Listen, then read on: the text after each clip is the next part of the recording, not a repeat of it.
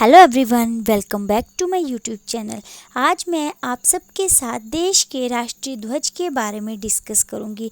आपको जानकर हैरानी होगी कि देश के राष्ट्रीय ध्वज को मौजूदा आकार लेने में लगे थे 26 साल। कई पड़ावों और बदलावों से गुजरकर बना था हमारा प्यारा तिरंगा। तो आज मैं अपने तिरंगे की हिस्ट्री आप सबसे डिस्कस करूंगी। भारत की संविधान सभा ने 22 जुलाई 1947 को देश का राष्ट्रीय ध्वज अपनाया था। हमारे मौजूदा राष्ट्रीय ध्वज को अस्तित्व में आने में 26 साल का लंबा वक्त लगा था। इसे बनाने की शुरुआत 1921 में की गई थी। पहली बार इसे स्वतंत्रता संग्राम सेनानी पिंगली वेंकैया ने डिज़ाइन किया था। बाद में झंडे में बदलाव होते गए और आखिर में हमारा राष्ट्रीय ध्वज तैयार हुआ। स्वतंत्रता संग्राम सेना और क्रांतिकारी लंबे समय तक देश को ब्रिटिश हुकूमत से आज़ाद कराने की लड़ाई लड़ते रहे, लेकिन काफ़ी समय तक उनके पास भारत का अपना झंडा नहीं था। हालांकि 1857 की क्रांति के बाद ब्रिटिश सरकार ने औपचारिक रूप से भारत का आधिपत्य ईस्ट इंडिया कंपनी से अपने हाथ में ले लिया था और भारत के लिए अपना झंडा चुना था। ये झंडा भारत को ब्रिटिश उपनिवेश के तौर पर पेश करता था। बंगाल विभाजन के विरोध में पारसी बागान चौराहे पर 7 अगस्त 1906 को सर सुरेंद्र नाथ बनर्जी ने हरी, पीली और लाल नारंगी पट्टियों वाला एक चौकोर झंडा फहराया था। इसमें सबसे ऊपर की हरी पट्टी में 8 कमल के फूल थे। बीच की पट्टी में वंदे मातरम लिखा था।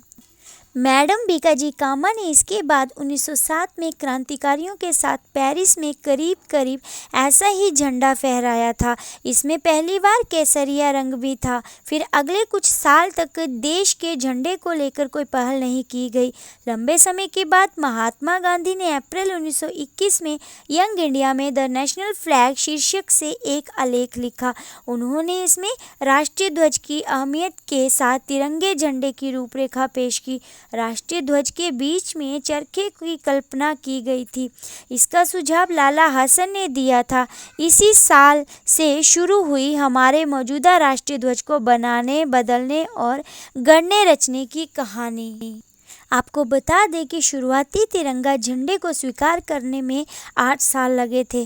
पहली बार स्वतंत्रता संग्राम सेनानी पिंगली वेंकैया ने हरे और लाल रंग के झंडे को आकार दिया। इससे पहले उन्होंने 1916 से 1921 तक 30 देशों के राष्ट्रीय ध्वजों पर शोध किया था। महात्मा गांधी ने इसमें सफ़ेद रंग की पट्टी भी जोड़ने को कहा। फिर केसरिया, सफ़ेद और हरे रंग के साथ चरखे को शामिल कर झंडा तैयार किया गया। इसी झंडे को 13 अप्रैल 1923 को नागपुर में जलियांवाला बाग हत्याकांड के शहीदों को श्रद्धांजलि देने के लिए हुई सभा में फहराया गया। भारतीय राष्ट्रीय कांग्रेस ने कराची अधिवेशन में 1921 में तिरंगे को भारतीय राष्ट्रीय ध्वज के रूप में स्वीकार करने का प्रस्ताव पारित कर दिया। साथ ही स्पष्ट किया कि राष्ट्रीय ध्वज में कोई भी सांप्रदायिक प्रतीक नहीं है। आपको बता दें कि आज़ादी मिलने से 23 दिन पहले ही तय हुआ था हमारा राष्ट्रीय ध्वज।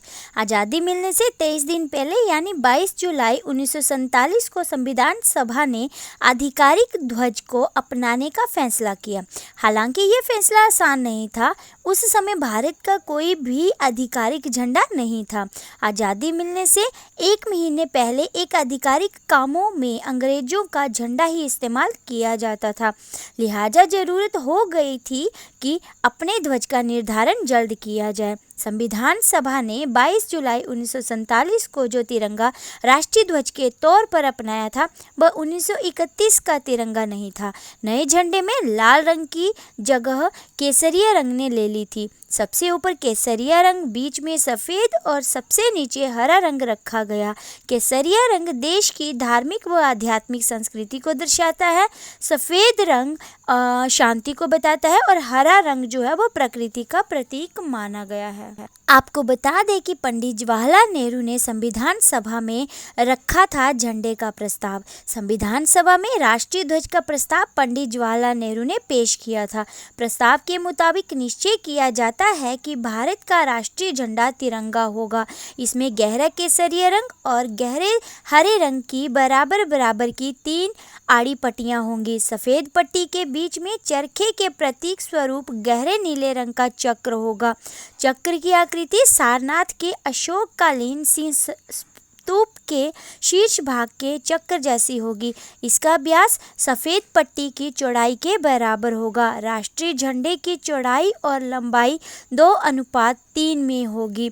उन्होंने कहा कि मैं गौरव, उत्साह, स्फूर्ति और उत्तेजना भर देने वाला ये झंडा आपको भेंट करता हूँ।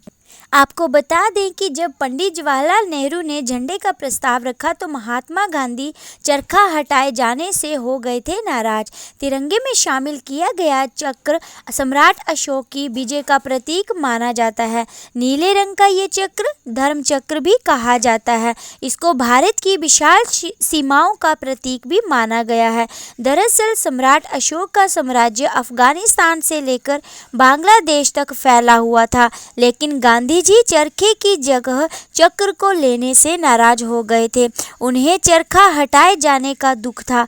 वहीं बहुत से लोग चरखे को झंडे में रखने के पक्ष में नहीं थे। संविधान सभा के कई लोगों का विचार था कि झंडे के केंद्रीय स्थान पर शौर्य का कोई प्रतीक रखा जाना चाहिए। अशोक चक्र की तीलियों के नीले रंग को डॉक्टर V.R. अम्बेडकर ने पिछड़ों और दलितों की अस्मिता का प्रतीक बताया था। इसके बाद मैं आपको बताऊंगी कि क्यों हज़ारों सालों तक नहीं था देश का कोई एक झंडा। भारत का हज़ारों साल के इतिहास में कोई झंडा नहीं था। करीब पूरे भारत पर 2300 साल पहले मौर्य साम्राज्य का शासन स्थापित होने के बाद भी पूरे देश के लिए कोई एक झंडा नहीं बनाया गया था। फिर 17वीं सदी में मुगलों के भारत के बड़े हिस्से पर कब्जा करने के बाद भी एक झंडे का विचार नहीं आया। आज़ादी से पहले देश में 562 से ज़्यादा रियासतें थीं। इन सभी के अपने अलग अलग झंडे हुआ करते थे। तो ये थी मेरी एक छोटी सी इन्फॉर्मेशन आप सब के लिए हमारे तिरंगे से रिगार्डिंग। आई होप आप सबको मेरी इन्फॉर्मेशन अच्छी लगी होगी। अगर आप सबको मेरी वीडियो अच्छी लगी है, आप सबसे रिक्वेस्ट है कि मेरी वीडियो को लाइक करें, शेयर करें, सब्सक्राइब करें। Thanks to all, happy learning.